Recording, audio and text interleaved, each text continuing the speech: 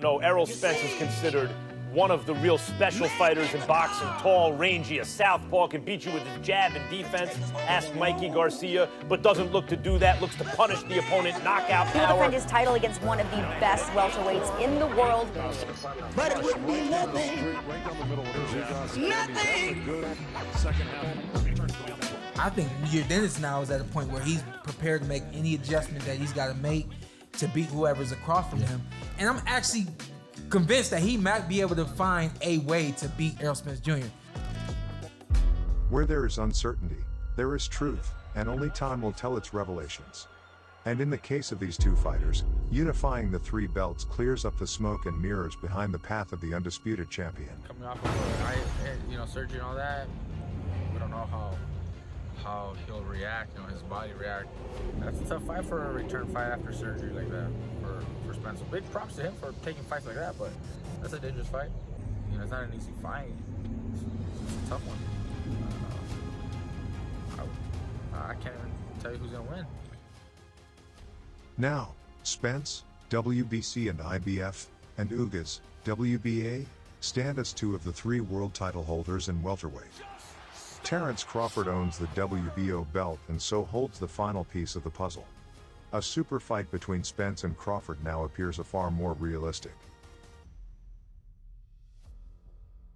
It would be a foolish decision for Errol to fight a pound-for-pound top three with momentum after a year of inactivity and an eye injury. Ugas is the perfect comeback fight because Spence should still be at the level to beat him. I'm gonna be honest, in the beginning I had Spence, as the number one. I mean, I hate the fact that this guy has so many things that happened to him that basically deterred his career. Every time we expect something like Spence, he's hurt. And I mean, and over time with time off, if he don't take no tune-up fight or anything like that, no, he's not gonna beat Crawford.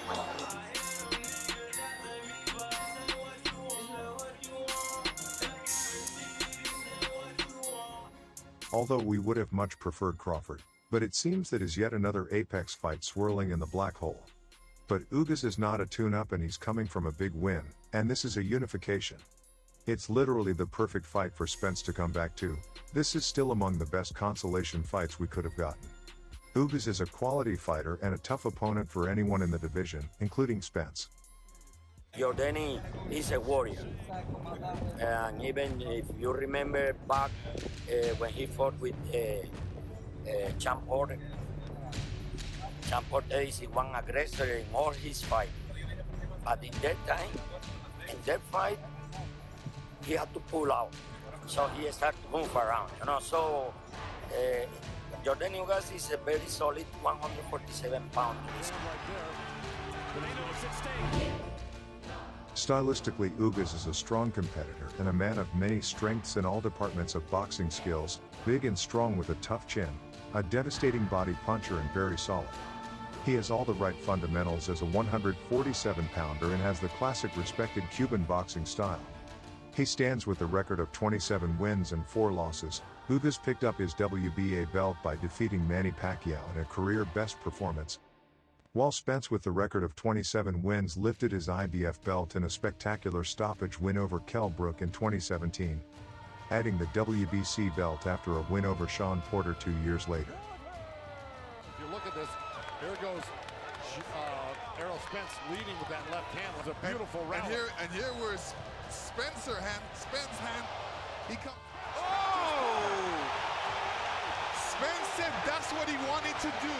He will drop Sean Porter. Overlooking the dark cloud and rumors of Errol Spence not being a 100% due to the tragic car crash, we still have an IBF and a WBC unified champion that successfully defended the titles against a known assassin armed with knockout power and was formerly the WBC champion Danny Garcia. You ever shot a op with a Mac? You ever shot a op in his back? Spun and block, made it crack.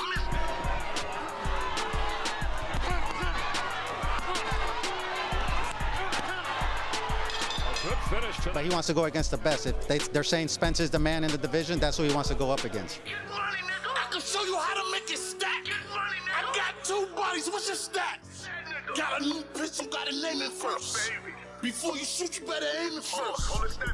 It'll be good to see Spence back in the ring and try to regain his previous levels of popularity. Should it be for the ring belt? In fairness, probably yes, as it is number 2 and 3 of the welterweights, but I think if Spence gets his hands on this belt, he'll further price himself out of a Crawford fight for the foreseeable future.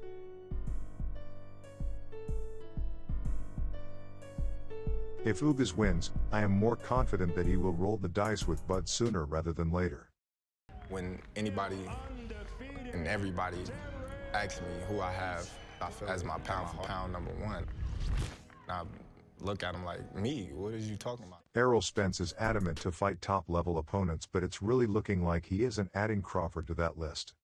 No, I'm boogeyman. Who? He can't be the boogeyman if I'm chasing him. I'm the dog of the division. I'm the boogeyman. You can't be the boogeyman if I'm chasing that you. No, You're not that guy. I'm that guy. Numbers don't lie, and I'm the number one that guy. You not? Is it fear or a marketing strategy to secure a big super fight and a massive payday? There are many angles we could look into on why the fight has not been made yet. I'm gonna be in the Hall of Fame. Spence could be waiting for Crawford to age more, as he is now 34 and in most cases is the start of a fighter's decline in performance. Like all the great fighters had to do. We can fight, you know? I ain't ducking, dodging, hiding from no man on this planet.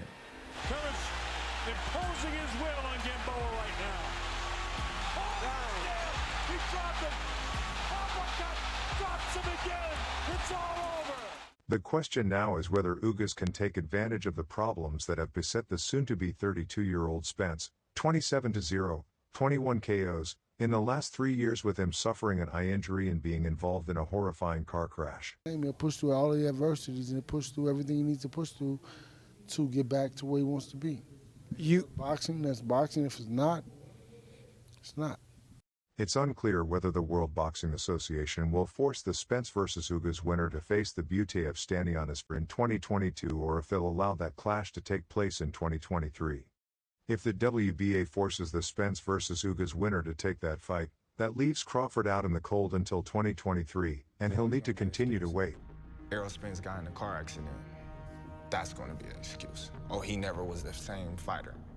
I never want to fight him coming off of an injury like that. For what? To set myself up for failure?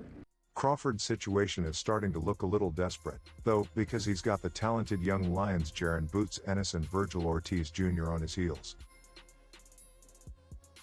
Soon to be 35, it's unknown whether Crawford has enough left in the tank to turn back the threat of Ennis or Ortiz Jr. even if Crawford was still in his prime. Boost for watching Boxing Stars. Please like, share and subscribe as we cover the Spence Jr. vs. Ugas fight, and hit the notification bell to not miss the next episode.